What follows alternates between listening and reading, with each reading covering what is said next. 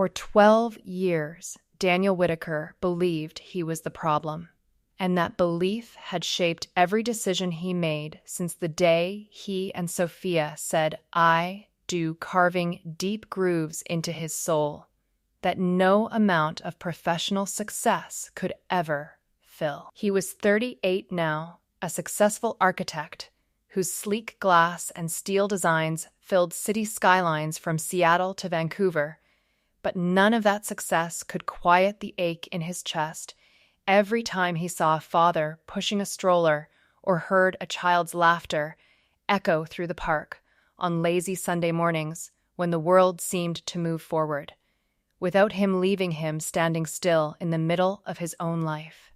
Daniel had grown up as an only child after his parents divorced, when he was 7, watching other families at school picnics with envy and promising himself he would one day fill a house with noise and love and little feet running down the halls. He and his wife Sophia had been trying to start a family since their honeymoon in Santorini, where the whitewashed cliffs and turquoise sea had seemed like the perfect beginning to forever, and where they had made love under the stars, promising each other the future they both supposedly wanted, while the Aegean wind carried their whispers out over the water. Month after month, negative test after negative test turned their bathroom into a war zone of plastic sticks, crumpled wrappers, and crushed hopes that left Daniel staring at the ceiling until dawn, wondering what invisible flaw inside him was stealing their dreams and making him feel less than the man Sophia deserved. Then came the doctors, the specialists, the endless needles, the hormone injections that left Sophia bruised and exhausted, and finally, the IF, with its sterile clinics cold, waiting rooms beeping machines, and crushing bills that piled up like accusations against his body. 4 rounds, $87,000 out of pocket. Countless nights where Sophia cried in his arms and whispered, "I'm so sorry, baby. I know how badly you want this," while he stroked her hair and told her it was okay, they would keep fighting together, no matter what, even as doubt gnawed at the edges of his confidence. Daniel never blamed her. He blamed himself with a ferocity that kept him awake until dawn, researching new supplements, new diets, new specialists who might finally fix what he was convinced was broken inside him, while he quietly canceled weekend plans to save for the next cycle. He changed his diet to organic, everything, stopped drinking, completely took every supplement the internet recommended, even prayed alone in the hospital chapel between procedures, clutching a rosary he hadn't touched since childhood, begging for the one thing he wanted more than any building he had ever designed. He held her hand through every egg retrieval, every crushing negative pregnancy test, every ultrasound that showed only empty spaces where life should have been growing. And he whispered encouragement even when his own voice shook with the weight of repeated failure. When the 4th round failed, he kissed her forehead and said, "We'll try again. When you're ready, I love you. More than I love the idea of being a dad," even though the words tasted like ash in his mouth. And the emptiness inside him grew wider than the mountains outside their window, threatening to swallow him whole. Sophia had smiled through her tears and whispered, "You're the best man I've ever known," while inside her chest something cold and heavy settled deeper with every passing year of the lie she had chosen to protect them both from a truth she could never voice. On the surface, their life looked perfect to everyone who knew them, a carefully curated Instagram feed of weekend getaways, kitchen dances, and golden retrievers that made friends text them saying, "You two are goals," and secretly wished they had what the Whitakers shared. A restored Victorian house in a quiet Seattle neighborhood with a wraparound porch blooming hydrangeas and a backyard big enough for the swing set Daniel secretly sketched in his notebook during lunch breaks at the office. 2 golden retrievers named Max and Luna that greeted them at the door every evening, tails wagging as if nothing in the world was wrong, bounding around their legs with pure, uncomplicated joy. Sophia's thriving interior design business that had been featured in local magazines and landed her contracts with high-end clients who raved about her impeccable taste and effortless ability to turn houses into homes while she smiled through client meetings, hiding the exhaustion of her double life. Friends envied their marriage the way Daniel still looked at her like she hung the moon after 14 years together, the way they finished each other's sentences and danced in the kitchen while cooking pasta on Friday nights, with the dogs circling their feet and the windows fogged from the steam of boiling water. But behind closed doors, Sophia carried a secret that was slowly poisoning everything she touched, turning every tender moment into a performance she could barely sustain, and every kiss into a reminder of the deception that kept her marriage alive. She had been taking birth control the entire time, hidden in plain sight like a silent weapon aimed at the future Daniel wanted more than life itself, a decision she had made in the weeks after their engagement when panic had gripped her at the thought of losing her freedom. Not just during the trying years, even during the if cycles, when she was supposed to be preparing her body for new life, she had continued the pills, without missing a single dose, flushing the expensive fertility drugs and replacing them with placebos she ordered online. She paid cash at a pharmacy 40 minutes away in a different suburb, where no one knew her name, and the pharmacist never asked questions, treating each trip like a covert mission that left her palms sweaty and her heart pounding. She hid the pills inside an old vitamin bottle labeled Women's Daily Support that sat innocently on her nightstand next to the fertility vitamins she never took, rearranging them every morning so Daniel would never suspect. She flushed the real fertility medications down the toilet and lied with Oscar-worthy performances at every appointment, smiling bravely, while the doctors nodded sympathetically and adjusted dosages they believed were failing because of her stress, never once questioning her devotion. The doctors believed her hormone levels were erratic because of stress. Daniel believed her because he loved her with a devotion that made her feel both cherished and trapped in a cage of her own, making a cage she had built brick by brick with every hidden pill. She never wanted children. Not once. Not ever.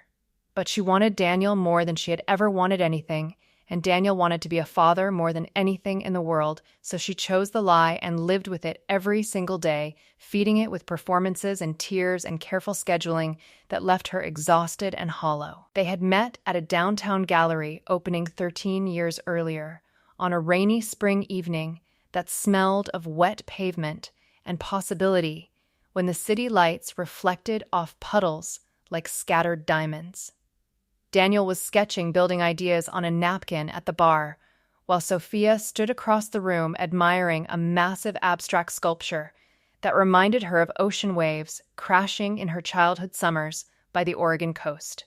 Their eyes locked across the crowded space, and the rest of the night disappeared into conversation about art dreams and the way the city lights looked from the top of the Space Needle when the world felt small enough to hold in their hands, as they shared a bottle of red wine and laughed until closing time. 6 months later, he proposed on the same beach where they had their first weekend getaway, dropping to one knee with a simple diamond ring and tears in his eyes, as the sun set behind them, painting the sky in colors she would later call their forever palette, while waves lapped at their feet. On their wedding day, Sophia looked radiant in ivory lace, while Daniel fought back tears, promising her forever in front of 200 guests who clapped and cheered and toasted to the perfect couple they all believed would have beautiful babies someday, filling the reception hall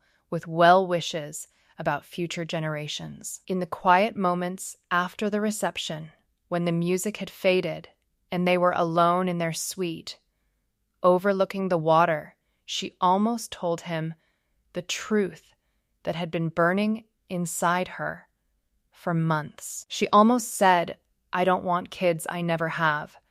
But his eyes were so full of hope and love that the words died in her throat, and she kissed him instead, letting the lie take root deep enough to grow into a forest she could never cut down, no matter how much it choked her. The first 2 years of marriage were pure bliss, filled with spontaneous weekend trips to the mountains, lazy mornings in bed, where they made love without any agenda, and the kind of easy laughter that made strangers smile when they passed them on the street, holding hands like teenagers.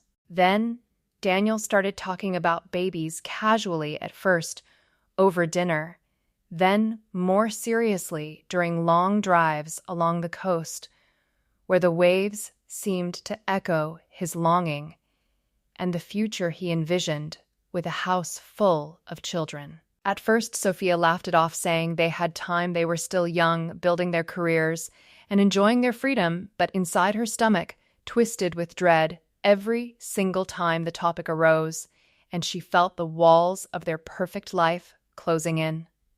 But the conversations grew more serious, and the pressure built like a slow tide she could not outrun, no matter how many times she changed the subject or distracted him with kisses and promises of someday. She watched him light up at the sight of pregnant friends at parties and felt her stomach twist with dread every single time, wondering how long she could keep the truth buried before it destroyed everything they had built. She loved him too much to lose him, so she started the pills in secret, swallowing one every morning before he woke up, and hiding the evidence like a criminal who knew the sentence would be the end of their marriage and the loss of the only man who had ever made her feel truly seen. Every doctor visit, she played the devoted, hopeful wife, holding his hand and crying on cue when the tests came back negative, while her mind raced with calculations about refills and excuses and the growing weight of her deception. When they finally started fertility treatments, her heart raced with fear. But she performed perfectly, memorizing every symptom, every hopeful phrase the doctors wanted to hear, and crying real tears during the procedures, because the guilt was eating her alive, yet the fear of losing Daniel was stronger than any shame or self-loathing she felt in the quiet hours after midnight. She told herself it would work itself out somehow, that maybe one day she would change her mind, or that the treatments would fail anyway, and they could adopt or travel the world instead. But the lie grew heavier with every passing year, until it felt like a second skin she could never shed without tearing herself apart. The truth came out on a rainy Thursday evening in October, the kind of gray Pacific Northwest day that made everything feel heavier and impossible to escape, as the rain hammered against the windows like accusations from a past she could no longer outrun. Daniel had come home early with flowers and a new folder of adoption agency brochures, determined to show her there were other paths to the family he dreamed of building together, his face bright with the kind of hope she had stolen from him for over a decade. He found Sophia in their bathroom, pale and shaking, staring at her phone with wide, terrified eyes, because she had forgotten to lock the door for the first time in years, her carefully constructed world cracking open in an instant.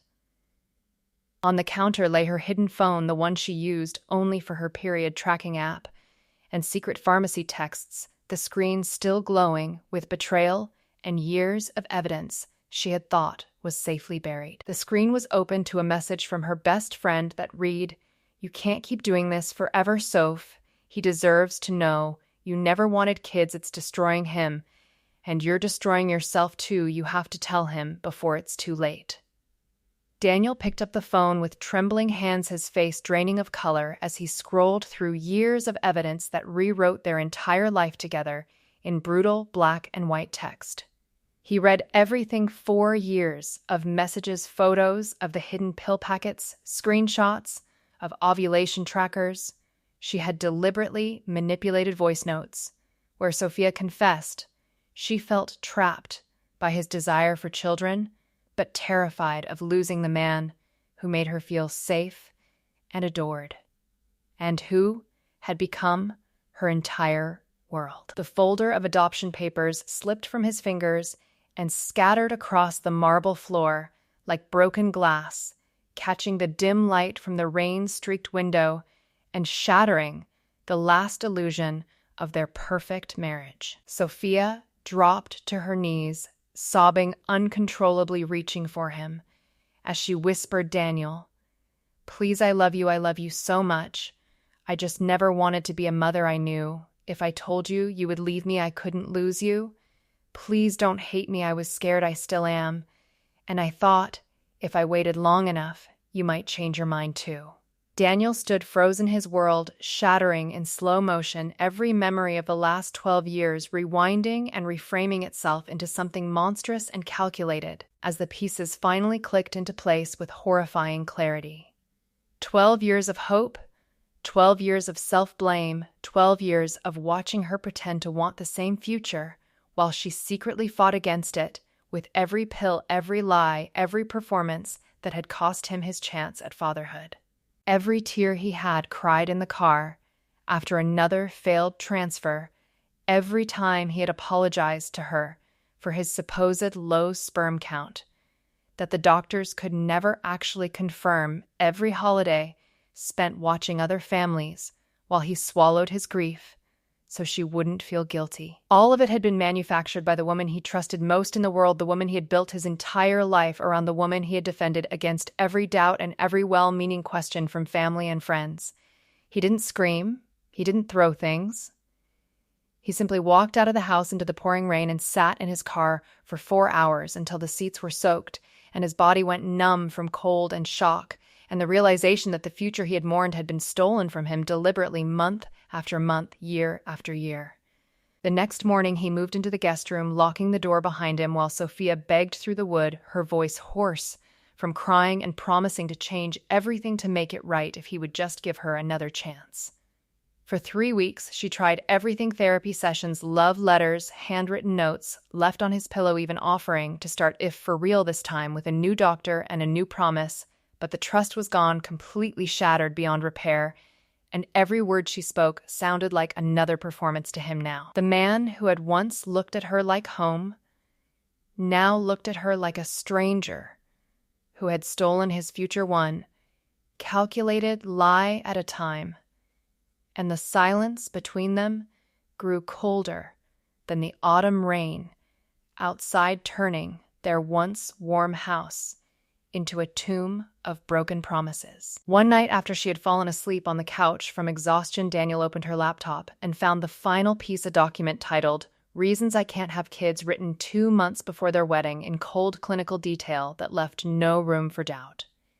In it, Sophia listed everything: her fear of losing her body, her freedom, her identity, her career, the way motherhood would trap her in a life she never chose, and how she had decided long ago that she would rather lie than lose him, even if it meant breaking his heart slowly over years. She had known before she even said "I do," and still walked down the aisle smiling while he dreamed of the children they would raise together, the backyard filled with laughter and the family portraits on the walls. He printed every page, left it on the kitchen island with his wedding ring placed neatly on top like a period at the end of their story, and a final, silent accusation that would echo through the rest of their lives. Then he filed for divorce the same day, refusing to wait another minute in the house built on her deception and the dreams she had deliberately crushed.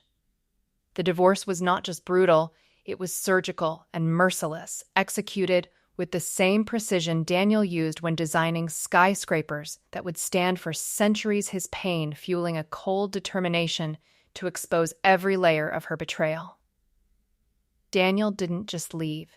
He destroyed the life Sophia had tried so desperately to protect, piece by calculated piece, making sure every lie was exposed in the brightest possible light so the world would see the truth he had lived with for so long.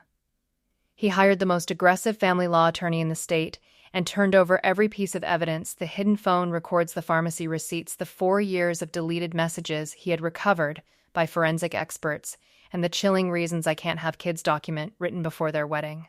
He made sure the entire file was leaked anonymously to their social circle, then to local parenting blogs, and finally to design industry publications that loved a scandal and turned it into front-page news that spread like wildfire across the city. Within weeks, Sophia's interior design business began to collapse as clients canceled contracts with public statements about trust and integrity, and her once loyal followers unfollowed her in droves, leaving her inbox empty and her phone silent. Influencers who had once praised their perfect couple goals turned on her overnight, calling her a liar and a manipulator in comment sections that spread like wildfire across the internet, turning her carefully built reputation to ash. The same women who had comforted her during the fake if struggles now called her a monster in private group chats and at neighborhood coffee shops where whispers followed her like shadows and old friends crossed the street to avoid her.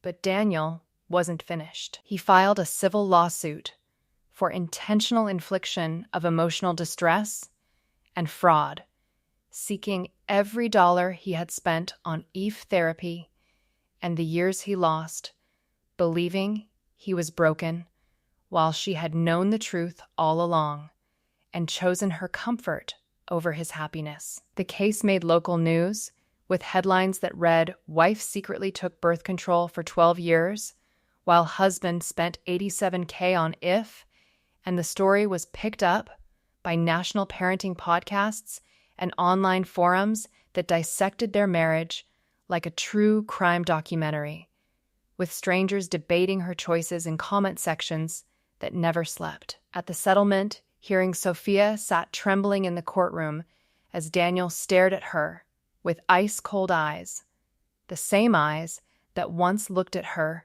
with nothing but love and adoration, now empty of everything except justice and the quiet satisfaction of watching her world crumble. When her lawyer offered a generous settlement to keep it quiet, Daniel refused in a calm, steady voice that carried through the hushed room and echoed off the wood-paneled walls. "I don't want your money," he said. "I want everyone to know exactly who you are, so no one else ever makes the same mistake of trusting someone who would steal their future so completely and so coldly for over a decade." The judge ruled in his favor, ordering Sophia to pay him $650,000, nearly everything she had, in savings and assets, leaving her financially ruined and publicly shamed with nowhere to hide. She lost the Victorian house. In the settlement, she lost her reputation. She lost the carefully curated life she had sacrificed everything to keep.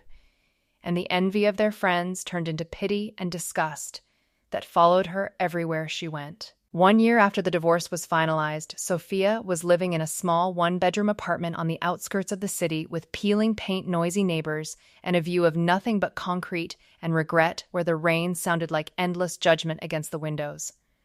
Her once flourishing business was reduced to occasional freelance work under a different name because no one wanted to hire the woman the internet had branded a fertility fraud, and her phone stayed silent for days at a time with no invitations, no client calls, no friendly check-ins. Most nights she drank alone on her tiny balcony, staring at old photos of Daniel, smiling at her like she was his entire world, while the rain drummed against the glass and the emptiness inside her grew until it swallowed every memory of the life she had thrown away.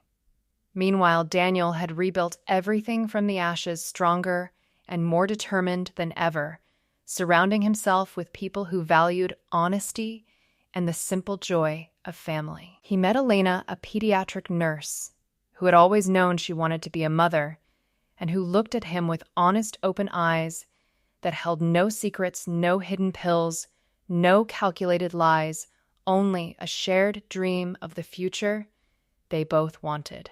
They married in a quiet ceremony, surrounded by close friends, and she was now 8 months pregnant with their daughter.